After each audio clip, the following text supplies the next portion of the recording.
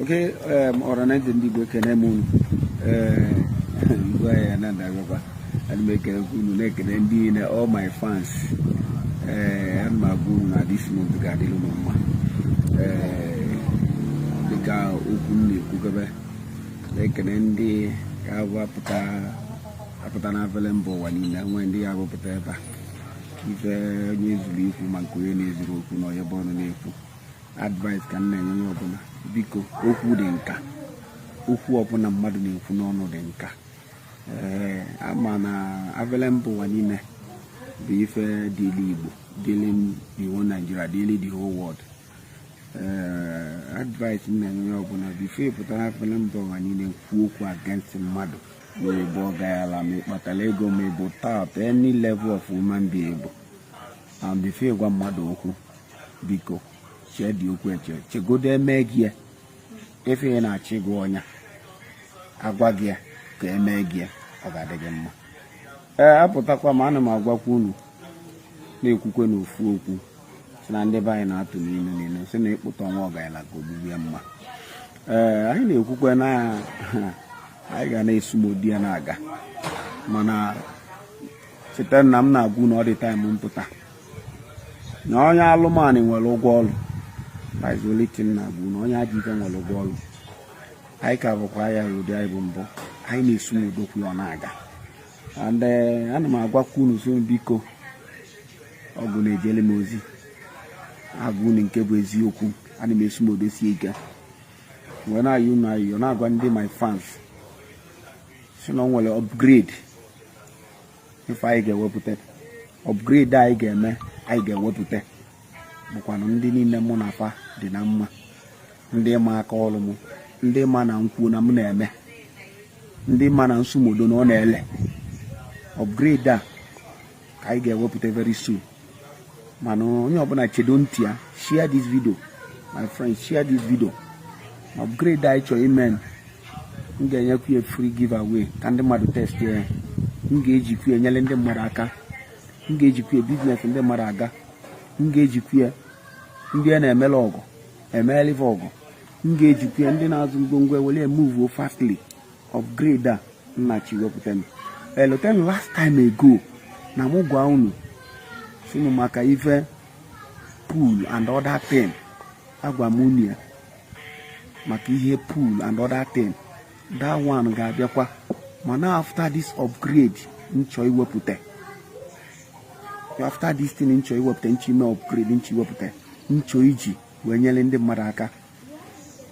next time m ga-abịa na 𝗊𝗶𝗃 ka m ga-akọwalụ na afọ ya adị mmechi anya dozisie anya m ga-ejikwa ya nyebe ndị mmadụ tupu eweli ya nyebe aka ọ nwụrụ after session ọ bụrụ ife ga-abụ iweli wee na-eme ife ị na-eme ọ na-agalaghị ọsọ iwechi isi mmadụ ka ọ weta ọkpa mmadụ anyị ejiri ọkpa mmadụ anyị ejiri isi mmadụ agwọ ọgwụ nwere after session or something ị ga-eji ife ọbụla ị na-eme ọ na-emove that thing fastly steady continue ị na-azụ afịa na afịa na-agara aga ọ ga-enyere ya aka n'afịa ndị ọcha na-emeli ya ọgọ ọ ga-enyere ya aka ndị ọcha emebeli ya ọgọ ị na-azụ ngwongwo ọbụla ị na-abịa ezu ejide ọ ga-eme ịzụọ ọga ọbalị ị na-achọ contract since ọbụla ị chọtara ọ ga-enyere ya aka ịchọta put upgrade nchọ imen mana onye ọbụla share this video wait for me that day ga-eme the upgrade and next time ga-apụta m ga-akpọlụ na afịa mkpọsịzi afịa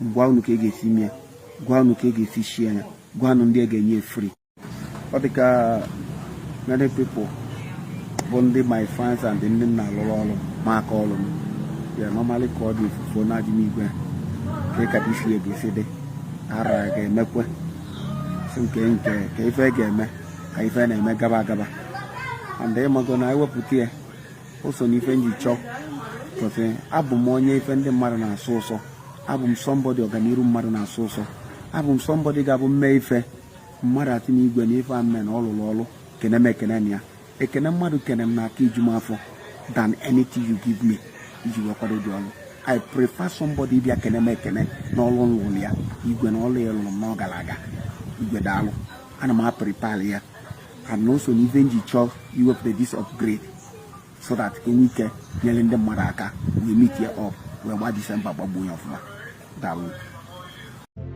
Hey! Ọgọ́nà abụọ n'olu ji ọdụ ụwọrọ ọkpa na-apị mbazụ o ruo na how many weeks eji wee dọọ Ayaya Nando 𝗵𝗵𝗿𝗲 wee kwee ọtọ n'ọnụ ahịa adịka a ga-asị na Ayaya Nando anagbuo na o wee laa azụ wee bụrụ ebini n'azụ 𝗵𝗵𝗿𝗺 Ayaya Nando wee na-azụ wee pụtagwara nke ikpeazụ a ọ ga-eji ala YouTube iyi enukwa upgrade. Hey, before me do anything, watch your video, cool down, watch your video because Ayaya feel na 𝗀𝗵𝗿𝗀𝗀 na anapuona ana ma anapu ma na egwu ka Davido anapubeghị aka na strategize mata dị watch your video unu fụ pattern Ayaya chọrọ iji wee pụta na nke ikpeazụ a unu ma na nke bụ agụụ na-achị enyu Ayaya anya wee pụta with anyara ya. Watch your video. So now we'll upgrade. If I get what put upgrade I get me, I get what put it. Bukwana ndị niile mụ na fa dị na mma. Ndị ma aka ọrụ mụ, ndị ma na nkwu na m na-eme. Ndị ma na nsumudo na ọ na-ele. Upgrade a I get what put very soon. Manu onye ọbụla chedo ntị ya, share this video. My friends, share this video. Upgrade 𝗀𝗊𝗵𝗿. M ga-enyekwu a free giveaway ka ndị mmadụ test ya. M ga-ejikwu enyere ndị mmadụ aka. M ga-ejikwu business ndị mmadụ aga. M ga-ejikwu ndị a na-emele ọgụ emelive ọgụ. M ga-ejikwu ndị na-azụ ngwongwo wele move fastly. Upgrade a nnachi wepụta m. Eloten last time ago na mụ gwa unu sinu maka ife pool and other thing. Agwa m unu ya maka ihe pool and other thing. That one ga-abịakwa mana after this upgrade nchọ iwepụta after this thing nchọ iwepụta nchi na upgrade nchi iwepụta nchọ iji wee nyere ndị mmadụ aka. Next time m ga-abịa na film bụ niile ka m ga-akọwalụ na afọ ya adị mmechi anya dozisi anya m ga-ejikwa ya nyere ndị mmadụ tupu eweli ya nyebe aka. Ọ nwụrụ after infection ọ bụrụ ife ya bụ iweli wee na-eme ife na-eme ọ na-agala ọfụ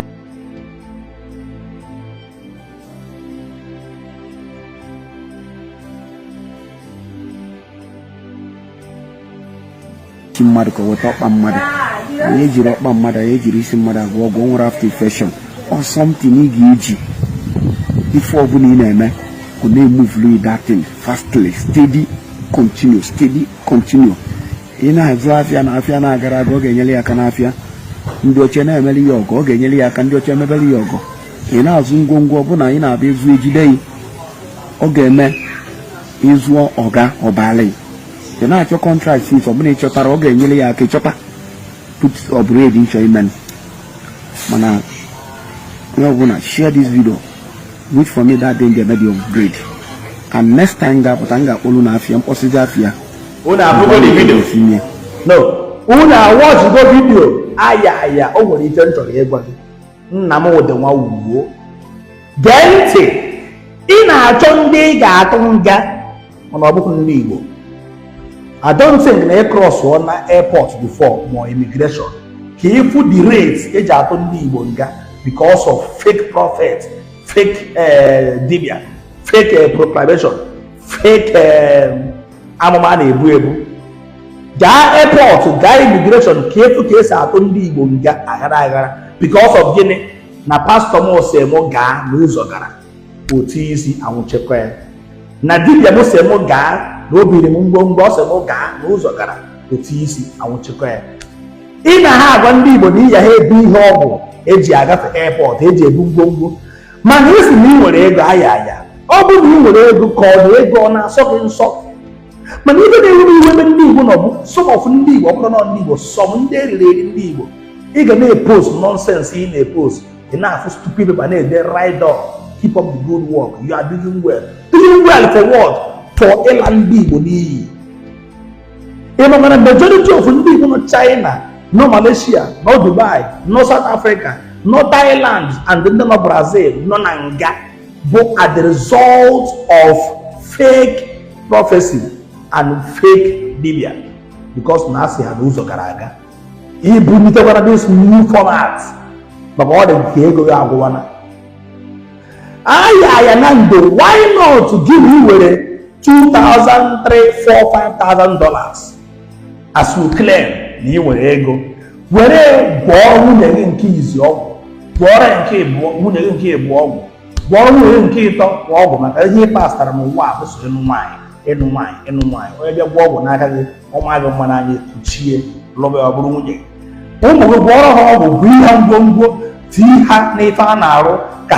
Brazil. Across Wukwa airport, across Wukwa immigration. Man across all the first immigration, not even the second or third immigration. Man hang across the gate of airport. No contact and connection get across airports. Why not you with the $5,000, $10,000? Where warren the boom of warren the family of children like 5 boys said yeah, the war, hey, make $13 million. Call it Hego. I had you saying na nature hero Ndigaru Lotto, Kaloto Hagaga. Ayaya, why not teach $1 billion naira? Baru Lotto, you will know $1 million. Call it like Hego. Ayaya Nando. Why not you around the money free? No, when they free giveaway, new pattern of upgraded oven. They shall get the money. The next knows look at the equal look about 100, the Nasia 100,000, Nasia 200,000, on to the giveaway free. I never want to have a pepper aka 𝗀𝗵𝗿𝗀𝗀. Or they can no come good as near to the poor. 𝗀𝗵𝗿𝗀 all the guy no come about the source of your income. Was born up power get poor, 𝗀𝗵𝗿 all get poor.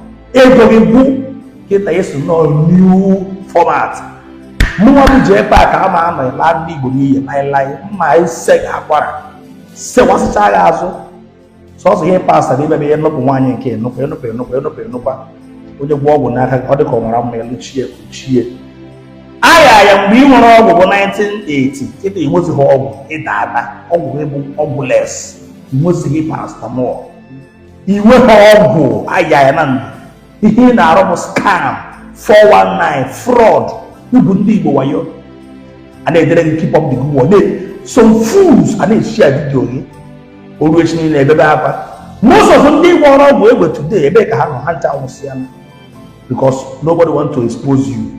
But I keep as well. I can't do it, I had no operation clean up Alibo, operation sanitize Alibo. You may say up and keep as well. Anye Chunde criminals na Anambra State na Alibo.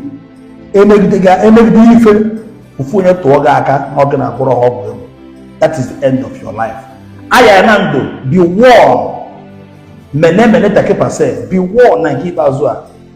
Don't say I did not warn you. This is not a threat. Don't say I did not warn you. The grace of God has departed from you long time ago. He look at empty vessel. If you think that the same Ayaya able in 1999, 1995, not the same Ayaya able now, know ye that the grace has departed from you.